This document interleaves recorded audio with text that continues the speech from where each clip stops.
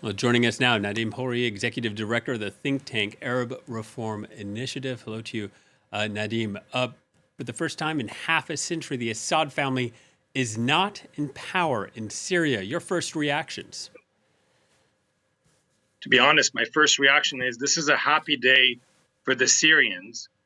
A regime that has tortured, disappeared, killed, executed, used chemical weapons on its own people is no more. We can analyze. We know the road ahead is going to be very challenging. Syria is very complex internally, but also complex regional dynamics. But I think it's important to recognize and to see the happiness and the agency that the Syrian population is feeling today. Yeah. Now, HTS, it ran the government of Idlib via the Syria Salvation Government. Activists, media reports, local monitors, depending on who you listen to, accused HTS of not tolerating dissent. But for years now, the group has also tried to present itself as a credible caretaker. Which is it? What do you make of HTS and what to expect? Look, like many things in Syria, it's complicated. There's no doubt that on the one hand, HTS is a direct descendant from al-Nusra, the jihadist group, and they've committed many human rights violations. But it's also very true that in the last 3-4 years, Julani, which actually now goes by not his nom de guerre, he's back to being called Ahmed al-Shara, has proceeded in a way to, quote unquote, cleaning up HTS, got rid of maybe some of the most radical elements, and has so far shown over the last 11, 12 days a discipline that, frankly, none of us initially expected. Sorry the to honest interrupt. answer is we don't know. Can you elaborate on that point? What he's done over the past few days, whether it was this lightning offensive or trying to speak with civilians on the ground, what has the leader of HTS been displaying in terms of something that might have been unexpected? To be honest, 3 things were unexpected. On the military side, no one expected the lightning.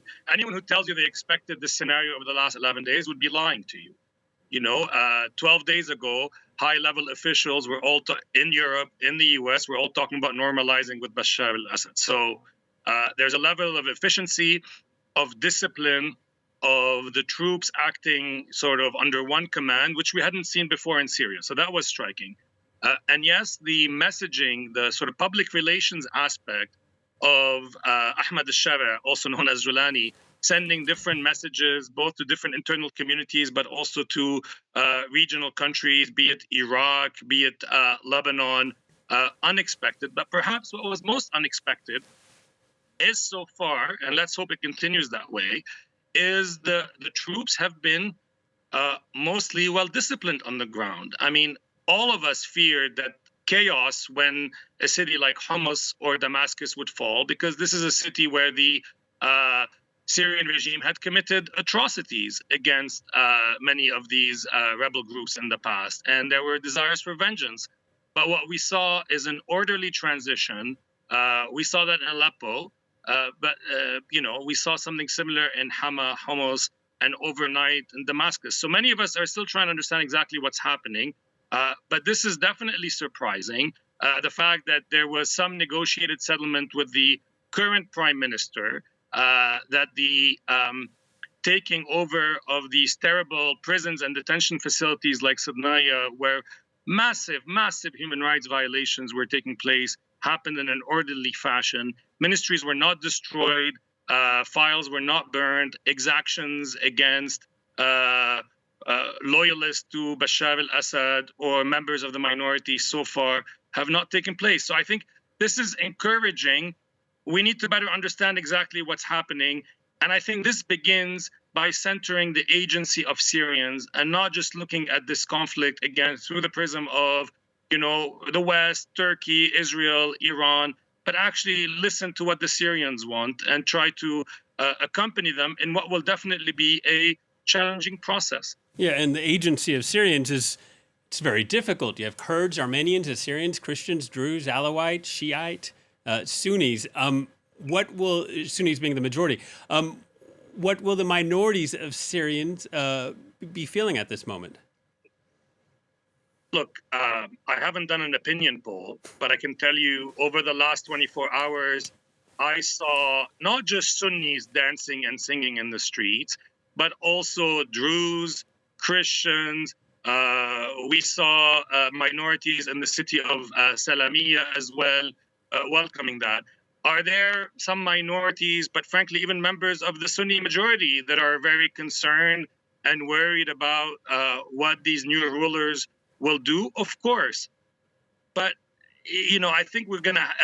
I don't want to engage in this. Well, what do the minorities want? Frankly, it's not like the Assad regime, which portrayed itself as the defender of minorities, had not tortured, kidnapped, disappeared members from the minorities. The Assad regime used the minorities, instrumentalized the minorities for its own benefit.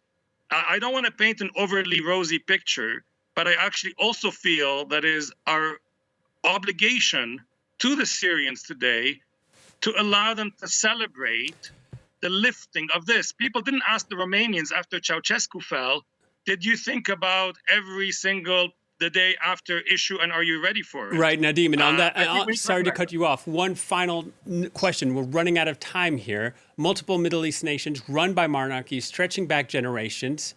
Do you think those countries are taking note of what happened in Syria? Sure. Look, I mean, we know a lot of the regimes in the country hate change.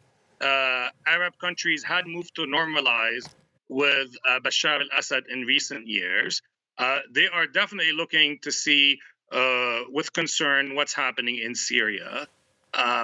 We have to see how it develops. Again, I think we should all wish the Syrians well in building a democratic, pluralist country.